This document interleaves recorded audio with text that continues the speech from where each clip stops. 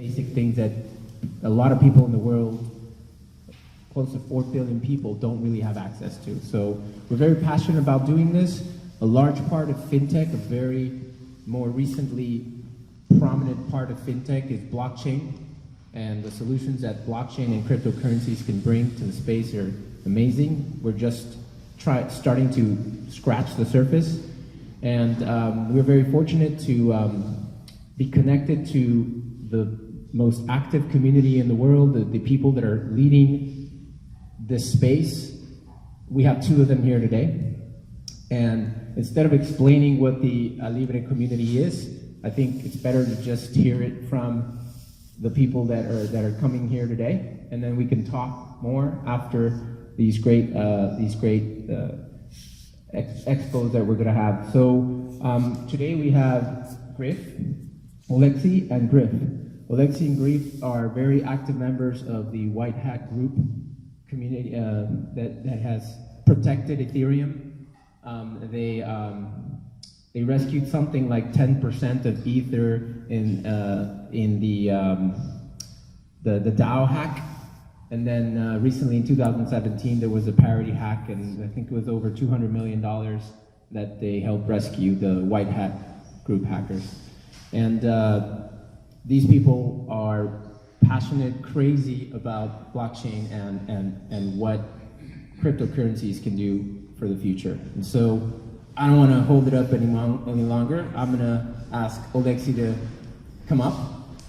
What it says, I never read it before, so yeah, so this is the thing I wanted to start with.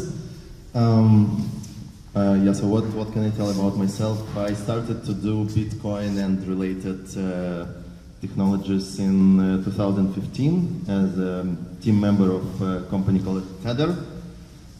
So what the company did is, what we did in the company, we created a token which is pegged to the dollar, to the US dollar, 1-to-1. And so we were like taking money from users, giving them tokens, and then they can use these tokens to pay each other, and it was pegged to the US dollar, and it's one of the popular tokens right now. And then I went to another company, which is the company I'm working right now. The company is called MBSafe, and so since the beginning of 2016, I'm doing the smart contracts and only most of the time related to Ethereum. So first I want to give a little intro into the blockchain and Ethereum, how it works, and what are the applications of it, what are the pros and cons of it, so that you can have an idea how it can be utilized and how people use it. And the thing is that I prepared this presentation, I started to prepare it before the already mentioned DAO hack happened, and I finished doing it after it happened. So initially it called it the unstoppable code, because that's what you can do on Ethereum, but right after the DAO hack I decided to change it to unstoppable fear. Yeah, so that's the thing. Yeah. So the blockchain. The blockchain is a very simple concept. In the blockchain, you have the original state, and the state, you can imagine like you have a piece of paper, and on this piece of paper you have some records of whatever information you want. And then you have some process by which you can change these records to some new records. So you have some input transactions that people give you, for example. Then you apply these transactions to these records, and you have a new set of records. So one set of records is called the state, then you apply transactions, and you have a new state, then you apply transactions, you have a new state, and so on. And usually these states, they are changing in blocks. So you can call one thing a block, which the result of the block is the new state. Then you apply transactions, you have a new block, new state, and so on. So this is the blockchain. Seriously, yeah, big applause for Rafa. She started this amazing center. I can't believe how lucky you guys. You really don't understand how lucky Tijuana is to have this kind of beautiful space and be able to host people like me and Oleksii, who, by the way, I don't think he got enough of an introduction because he is one of the unsung heroes in Ethereum. Not only with the parity multisig hack, hacked, but there's all sorts of hacks that he finds out behind the scenes and he warns people about. There was like 6 of the top 10 exchanges had a bug that was never exploited because, well, he exploited it. He exploited all these exchanges for like just a few dollars, right? And then told them all about it so that they didn't end up getting hacked for millions of dollars. So we really, another round of applause for Oleksii because so many stories like that.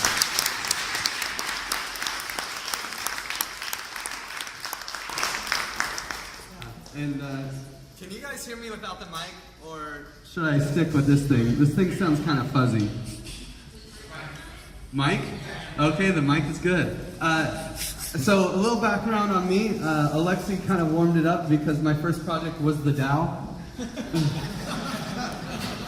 Oops, sorry about that. It's gotten better from there though, I promise. After the DAO died, the white hat group, who Oleksii joined after, he didn't help us hack the DAO, luckily. He was safe from that one. But the white hat group who ended up hacking the DAO and giving back all the money in the ETC chain and doing all these things. After that, we decided to start a project called Giveth, which was the goal of Giveth was to become a safe place to experiment with decentralized governance, while at the same time making the world a better place. We saw that the DAO made a bad name for DAOs in general. And this was a little scary for us because we believe the technology that Ethereum provides can really change the world and make it so much better and give people individual empowerment that they've never seen before. And the power to build communities around ideas and causes. So with Giveth, with the DAO, it was all about money. It was like, okay, let's get a bunch of people together and see how much money we can make. That's cool and all, but that's not really exciting to me, at least.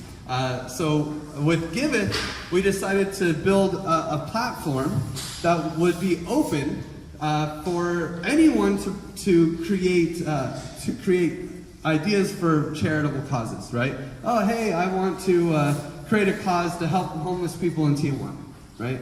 And then anyone could go on Giveth and propose an idea to actually help the people here. And then you could actually also build a community around that cause that could raise money without knowing exactly where the money was going to go in advance, and then spend that money in a traceable way, all on the blockchain. Now, I gotta say, I was shown up when I got here because Rafa's, how do you say it? Cooperacha. Cooperacha on alibre is way better than what Giveth has right now. So I just want to throw that out there. You guys have a real gem here. The only thing he's missing is it's not on the blockchain, right? Yeah. We're gonna work on that. But it's basically that's what we're trying to do too. Hey, Sam, you think you could go to Giveth, beta.giveth.io on here? Oh, hey, that's me. That's cool. I didn't see that. But yeah, so we have a DApp that's been working for a while. Actually, I've run 2 Burning Man camps on it, and we have lots of other projects that have started on it. You can scroll down and you can see all these other campaigns that are working on the DApp currently. Like that's our decentral camp. Rafa actually came to Burning Man with us, so did Oleksii. Oleksii came both years. Everyone paid their dues in crypto. Everyone, and then all the expenditures of where the money went for our camp was transparently recorded here, and the money could only be spent if it was presented here, right? And so that was kind of the idea of Giveth, is that you can have transparent, traceable donations for anybody to see. We have, can you go back up to the main page? So here, when someone donates to a community, they still actually have control of their funds. This is the one thing Cooperacha doesn't have, right? They have everything after this, and they do it way better than we do. But this is, thank God we have something, right? So you can actually create a community here that's basically a DAO, right? We call it a DAC, a decentralized altruistic community.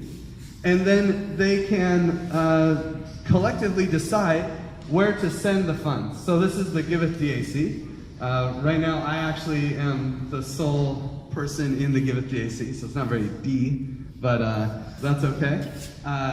We're still working on it. And then all the money that I send that I decide to go can be sent here, and if you donate to the Give It DAC, you can see exactly on what your money was spent. So like if you go to the Give It governance, you can see like there's different milestones that, you know, people's salaries and like flights to different places, t-shirts that like I saw Jorge wearing this shirt earlier, you know, it's paid for on the dot. But this is just the beginning, and really this whole DAP, which, oh, by the way, I should say, we are hiring specifically for devs in Tijuana. So we have one dev that's working part-time in this office, and if you are interested in getting your feet wet in the blockchain space, we would happily take you on under our wing, and we have some amazing developers, the White Hat Group, who are, you know, hacking pretty hard in the Ethereum space. So if you want to learn from some of the best, come on in. But anyway, back to the actual presentation. This is the foundation for what we want to build on top, which is DAOs for charity. What this provides, honestly, it doesn't need a blockchain. As I said, Rafa has built something perfect for it, right? But what we can do with this foundation is we can start to change the way the charitable system works today.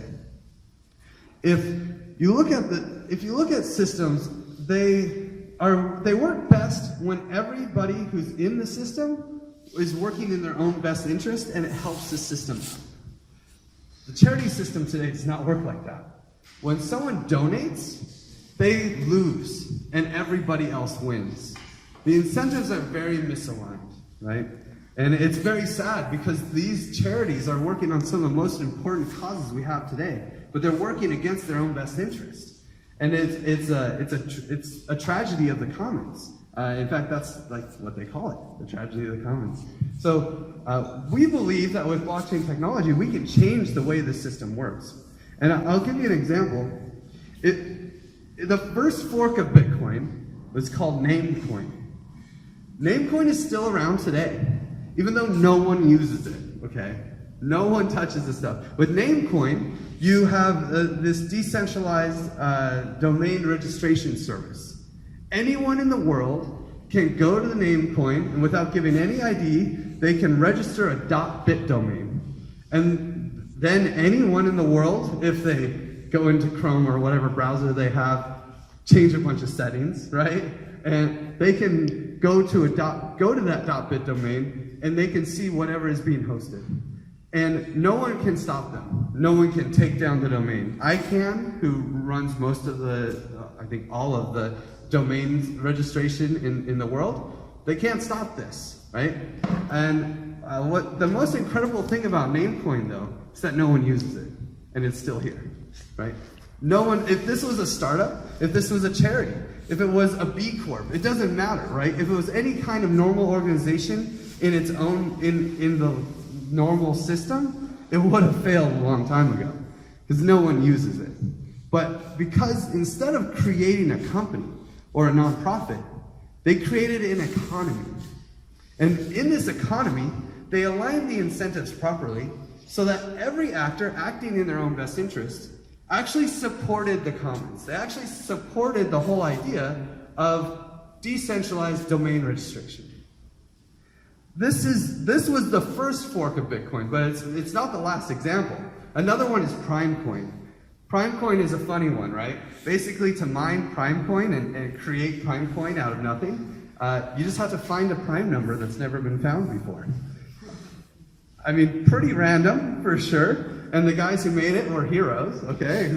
They've found more Prime. This economy has found more Prime numbers than we ever knew existed, right? Because they put, every day there are hundreds of Prime numbers discovered.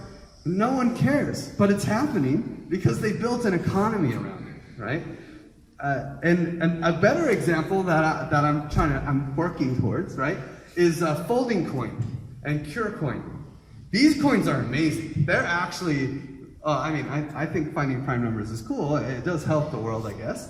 But these coins are actually using their, you mine pure coin and folding coin by contributing computing power to fold and unfold human proteins for cancer research, right? So these researchers at Stanford and other colleges were paying money for computing resources to do this cancer research, but now they don't. Because really smart people made an economy around it that created money out of nothing to support this, to give computing resources to these researchers. And now they don't have to pay for that research. There was, like, how is this possible, right?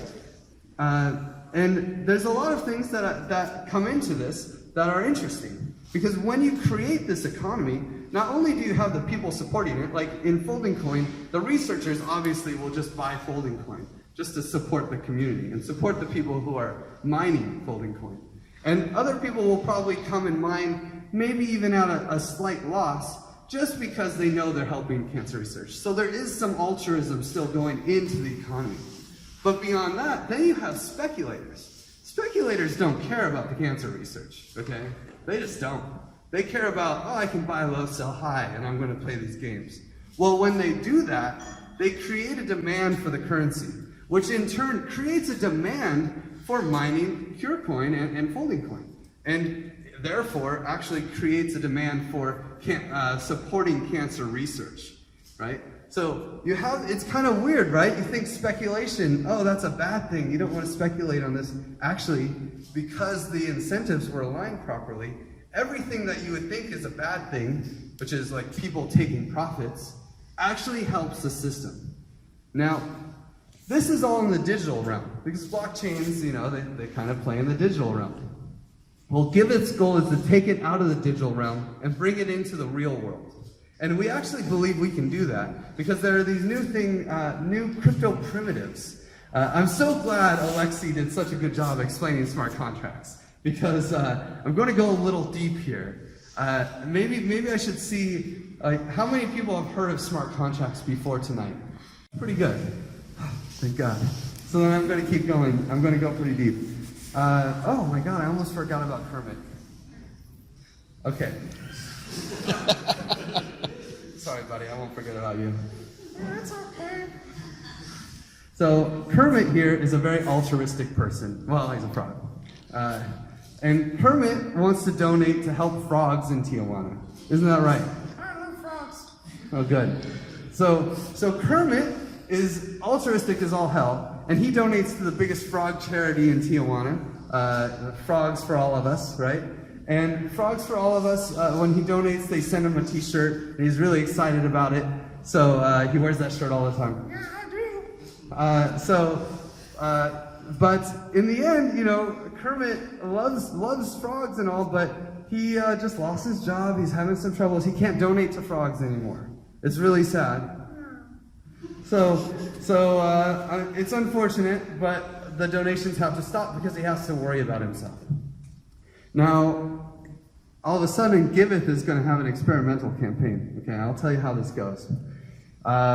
Instead of donating and losing all the money, right, you actually send your tokens, send your money, we're going to say DAI, right?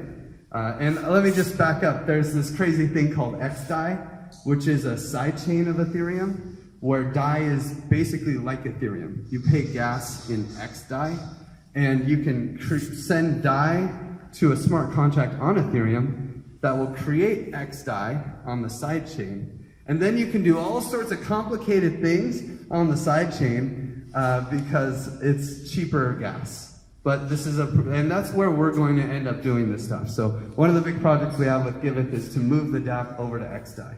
But for now, let's just pretend that the Ethereum network is okay to do expensive gas transactions, okay? It's not, but let's say it is. So Kermit here, how much DAI you got, Kermit? 10. Cool. So Kermit's got 10 DAI, and what he's going to do is he's going to send it all to the smart contract that helps frogs in Tijuana. Yay!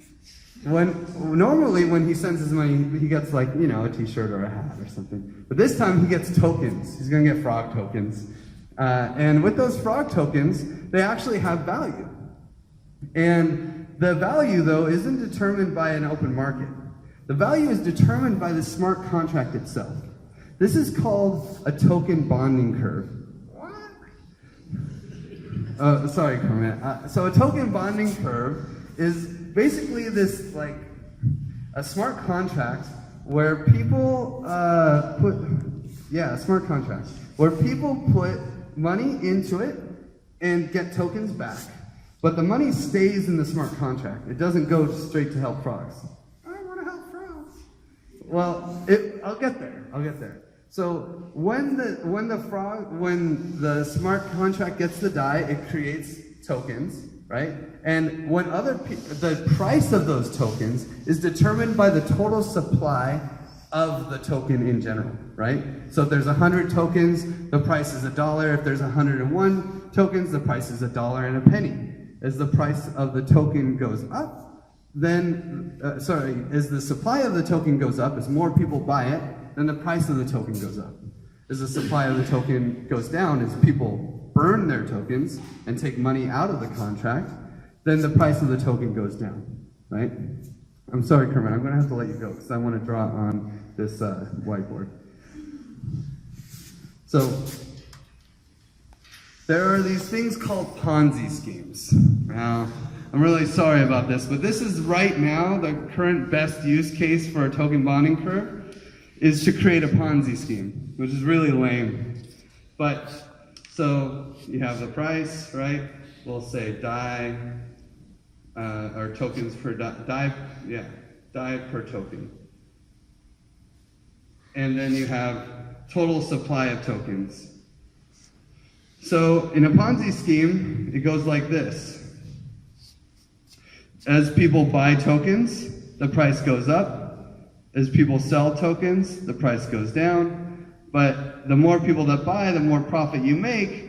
And so you get it really high, and then you try to buy a lot of tokens, or someone usually tries to buy a lot of tokens, and then you sell all the tokens and you hope that no one notices because everyone's sleeping or something, right?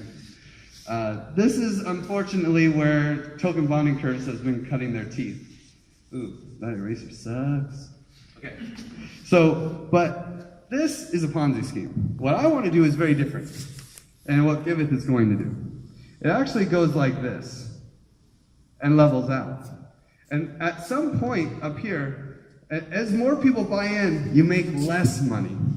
So this slows down the idea of like supporting this token bonding curve too much, right? And then, but when the price goes down, people still want to put money in. So this is kind of how the token bonding curve idea works. But that alone doesn't obviously help frogs. And Kermit wants to help frogs.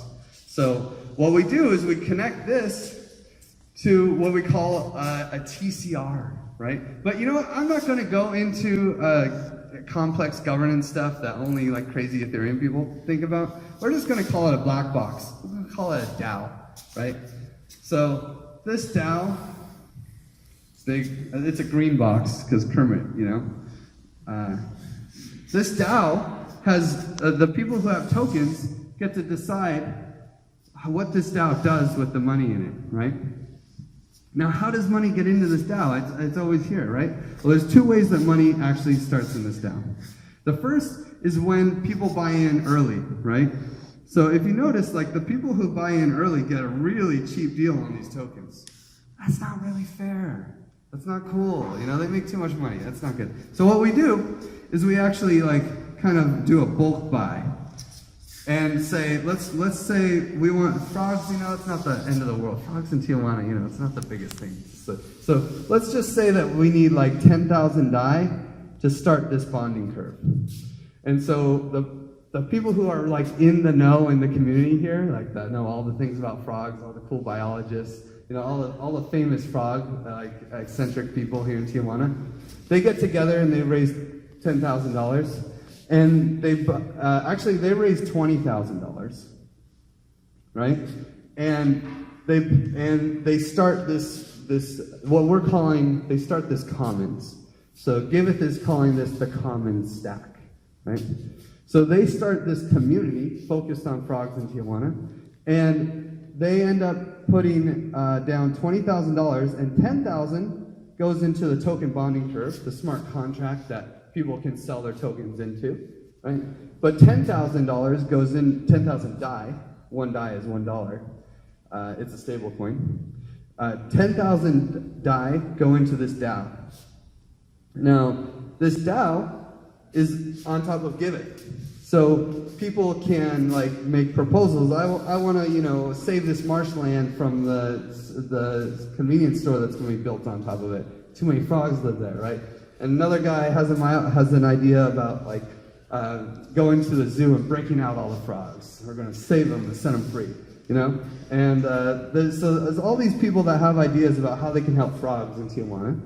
And the DAO gets to decide, the people who have tokens make up the DAO, and the DAO gets to decide, which ideas are best. And they spend the money.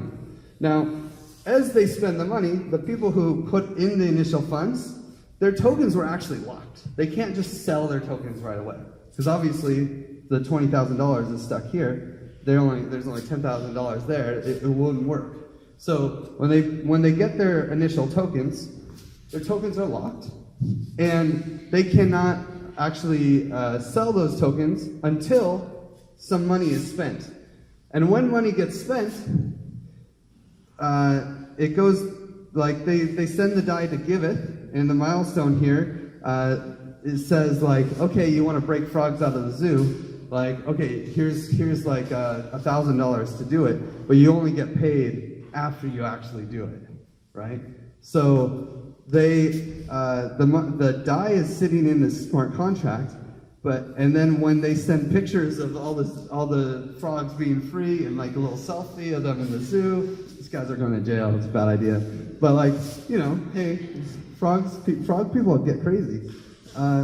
When they do it, they end up getting paid out because they proved that they did that action. But instead of just getting the DAI, the DAI goes into this token bonding curve, it buys some, and then they get frog tokens.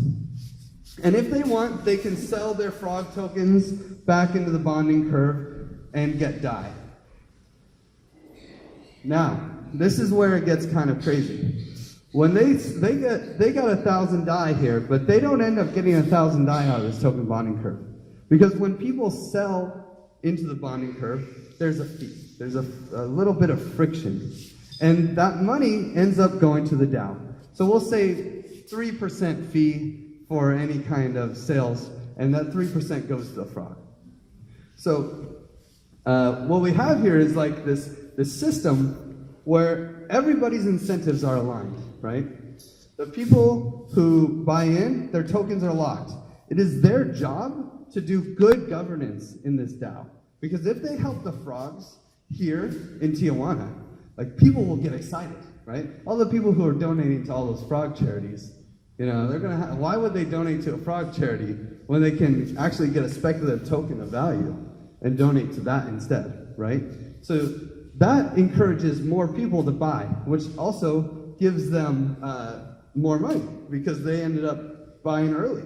So they're really incentivized to get more people to donate to the charity. They're incentivized to do a good job of making decisions that everyone will like, the whole community at large will enjoy, and they're also encouraged to spend the money because their tokens are only unlocked as the DAO spends money, right? And what's really exciting though is just like Namecoin, speculators will get involved. And when speculators get involved in a secondary market, they might actually change the price. So you have this token bonding curve that says, buy here and you can buy it for this price and sell it for that price. And there's a 3% difference all the time, right? But then there might be like Bittrex, or maybe Rafa is going to bring Frogcoin to our Alibre one day, right? And if he starts selling it over local frog, local Bitcoins, but it's for the frog coin, If they start selling it there, then there might be a difference, and people can do arbitrage. And that arbitrage will just feed more money to frogs. And all of this whole circular economy can grow, and people can, buy frog legs for frog coin, and that creates a demand for the currency, right? It's probably a bad idea. They probably wouldn't. People who love frogs probably won't buy frogs. That will never work. But you get what my picture here. Here we have an economy helping frogs, and that economy is well balanced so that every participant, when they do what they want, when they make profits, when they act in their own self-interest, they actually help the commons in general.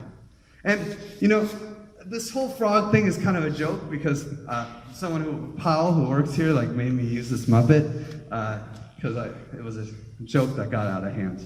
But it's important to start with small things like this because in the end, we don't want to put all of our eggs in one basket and try to end homelessness in Tijuana and then it fail miserably, right? But what's really nice is that if we do this on Give It, right, and this whole thing fails, you still have people here that they want to break into the zoo and help frogs. It doesn't matter if they get the money from this crazy smart contract system or if somebody just decides somebody who loves frogs in Paris just decides to send money to it, right? They can accept funds no matter what. Or if somebody who bought tokens in this DAO, if Kermit, he's like, dude, I want to free my brother. He's in the jail, the zoo. He's in the zoo. We got to get him out. He only has 10 DAI. He puts all his money behind that idea and it just never gets through. He can just be like, screw it. I'm going to sell my tokens and I'm going to send that money there directly. Because this whole system is actually just one actor in a larger open system, which is way safer than what we did with the DAO, okay? Anyone who proposed to the DAO, it was just over. And if we're trying to actually make the world a better place, it's a little scary to put all our eggs in some untested code, some crazy smart contracts. So this is, we actually just won the hackathon in Denver, Denver, and today they actually made a video on Newsweek about our system. So it was really cool. That's on Twitter if you guys want to check it out. This is a real project that we're pushing forward on Giveth, and it's one of the things, I haven't been this excited about a project since the DAO, so we'll see how this one works out. But yeah, does anyone have any questions about anything? Projects that I should at least introduce, especially if I'm repping IDEN 3 out here. IDEN 3 is an identity project that is using zero-knowledge proofs to allow privacy by default. Any identity can make a claim on any other identity, and that claim can be verified in a trustless way. And it's a very cool project. And it's one of the major pieces that we need to get out of the plutocratic models that we have here in DAOs. And that's why I'm really excited about it. Yeah? What would happen what would happen if the money is not spent to help frogs? I mean, if you don't find any project to help frogs in Tijuana. Yeah, so in this system, first off, there's got to be people who care about the cause to start, right? And when they're raising this money, ideally, they would also be putting causes on Giveth that they want to support anyway in. So hopefully that's part of the requisite to obviously frogs in Tijuana probably won't get a bonding curve because no one really cares about frogs in Tijuana. Do you guys care? I'm sorry, I don't even know if frogs exist in Tijuana. Okay, just maybe for this couple weeks, but it's too dry. So it probably wouldn't work out, right? And what we're going to build in a system, personally, I kind of have PTS DAO, right? I'm really scared of getting screwed again by going full on decentralized.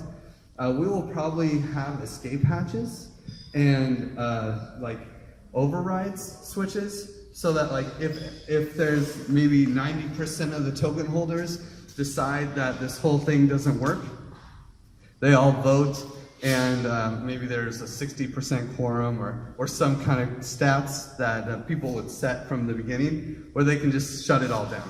All the money in here and in the DAO will just go back to the token holders equally, and then that we can just end gracefully. And what's really exciting about this system, honestly, is that there isn't really a good way for corporate charities to die, right? Like, if you're a charity and you want to cure breast cancer, for instance, right?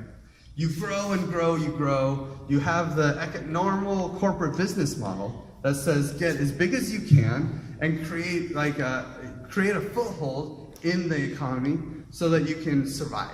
So you have your donors over here, you have the projects that are like researching breast cancer solutions over here. You don't want to connect them because you're a middleman. You need to take the money from the donors and give it to the researchers. This is so sad because the people in there, they don't care about like that. They want to cure breast cancer.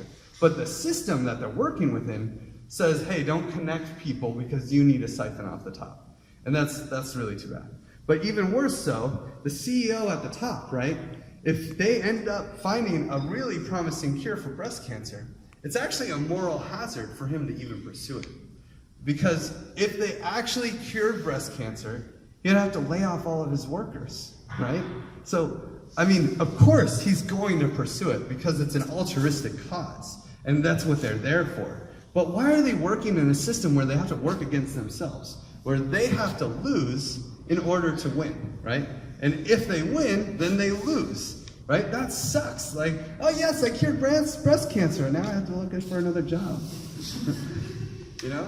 And with this system, actually, you have a nice, easy way out, because you have speculators and you have people that are investing into the commons, into frogs or homelessness, or like maybe building up a park or building up whatever system that you're looking at, and you have people investing into the system almost like a startup, right? Where the commons is itself the startup.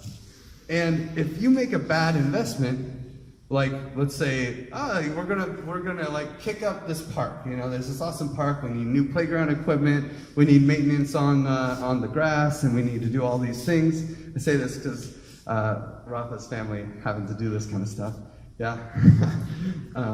Then at the beginning, if you buy in, it needs it. So there's a good investment, and you're probably going to see progress, and more people are going to buy in because as they see progress happen. But all of a sudden, the park is just pristine. It's like this golden like gem of Tijuana because it's so awesome. It probably doesn't need more investment.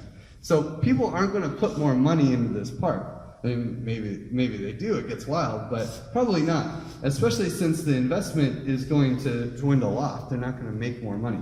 So then it starts to die off because hopefully there are other systems that actually need the money, that are better investments. So the people that donate to this park, because I still see it as donating, they're going to lose money because it doesn't need it. But as people sell, what's funny is the DAO gets money, right, to finish the job, to make sure that the people who are cutting the grass every week still get paid, and all of these things. And so you might get to a really small spot on this curve where all it does is maintenance costs. But it's a continually funded organization because it will never get down to zero, because as people sell, there becomes more money in the DAO. And then it doesn't take much money to decide what to do with that money. So then you have this opportunity as an investor to be like, well, I'll go cut the grass for, $100 an hour, right? Because I have all the tokens in this DAO, and I'm excited about it, right? So you would never get there because the people who are helping care for this property, they end up with tokens, and they would just decide to pay themselves, right? And so you have this system where, like, it will continuously be funded. There will most likely be speculation until the point where this money really has nowhere to go, and then it will just end up dying. And so that's because the park has found a sustainable way the park got so much money, they genetically engineered grass to not need to be cut, right? Like, amazing stuff. So this is like the most exciting thing I've ever worked on, I have to say. This is like a new way to sustain the commons, and I'm really excited to like push it forward on top of Give It. But the reason this isn't my only project is because this relies on decentralization, and there's lots of like missing infrastructure to make this easy and make this possible, right? So another project I work on is called DAppNode, which is for, because like right now we just did some research and it's really scary. If you take out all the nodes from Infura and the nodes that are in Ethereum and the nodes that are run on AWS and DigitalOcean, we only have 700 nodes running. Like, that's not very decentralized. And it's pretty crazy. We're gonna publish the results in about a week. And with DAppNode, we actually help people, give them a reason to have their own hardware in their house and run nodes that can make them money. It's not mining, but there's proof of stake nodes and things like that, and make it really easy to like one-click install Monero, one-click install Lightning Network, one-click install Ethereum testnets, one-click install these things. Because we need a decentralized hardware infrastructure. We also need decentralized identity, right? And we need, ideally, we have some decentralized internet and mesh nets. Because like, something that's kind of dangerous here is like, what if we start doing stuff like this that end up solving some of the problems the governments are making, or are attacking, right? The whole point of governments, in my opinion, is actually to solve tragedy of the commons issues. And if we don't actually have decentralized infrastructure and this kind of stuff ends up like, pissing people off, then it won't work. We need to build our own new styles of human collaboration. We actually need a solid infrastructure of decentralization. So anyway, I'm sorry, I'm just ranting, guys. Do you guys have any questions? Yeah.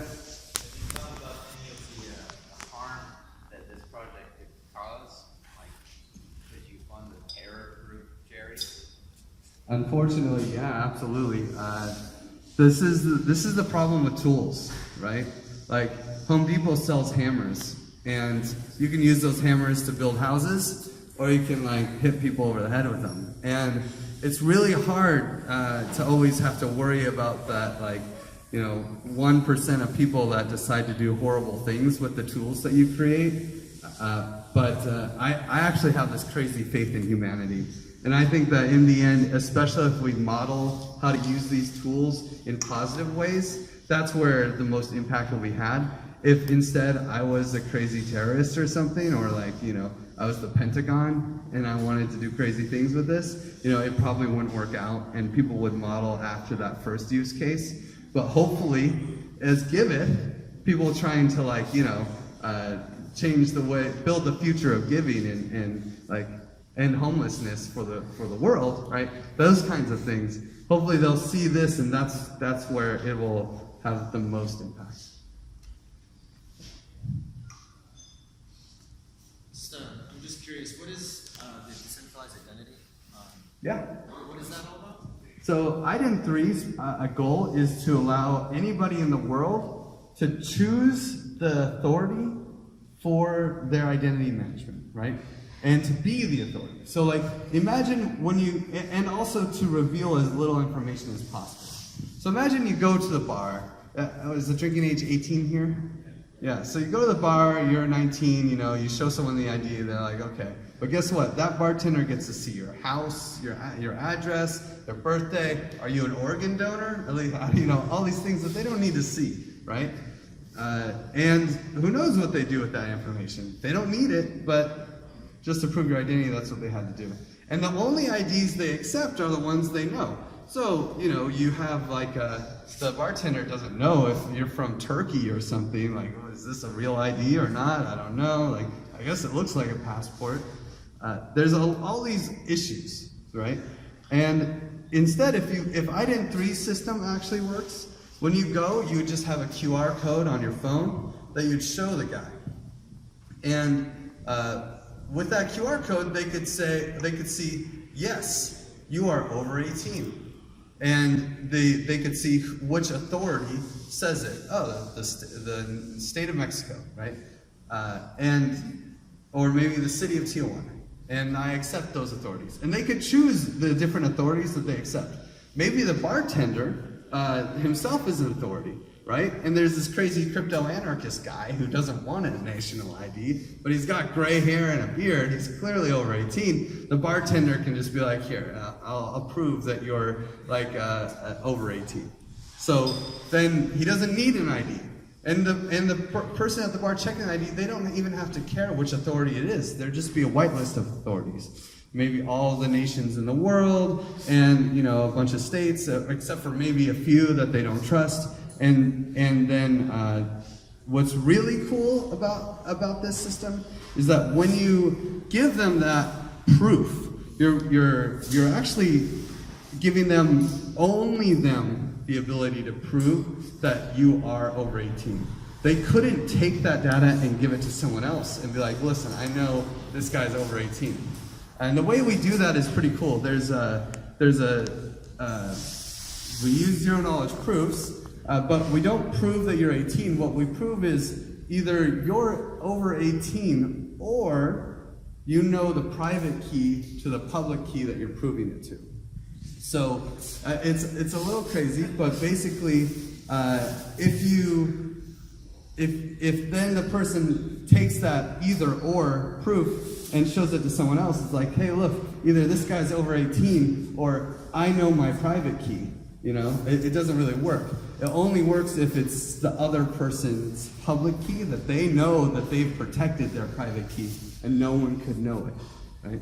And then the whole system works on this really experimental technology called zero knowledge proofs that's still, pretty far away from being ready for like normal consumption. This is definitely like an early stage research project. However, we're on the bleeding edge.